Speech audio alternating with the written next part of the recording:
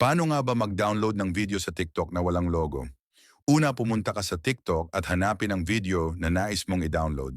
Pag nakahanap ka na ng video na gusto mo, i-copy mo lang ang link ng video na gusto mong download.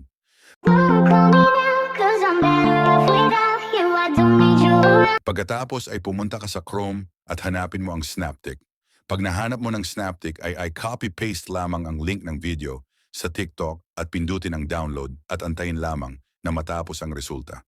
At kung bago ka lang sa akin YouTube channel, huwag mo naman kalimutang mag-subscribe para magkaroon pa ako ng inspirasyon sa pag-upload ng mga satisfying video.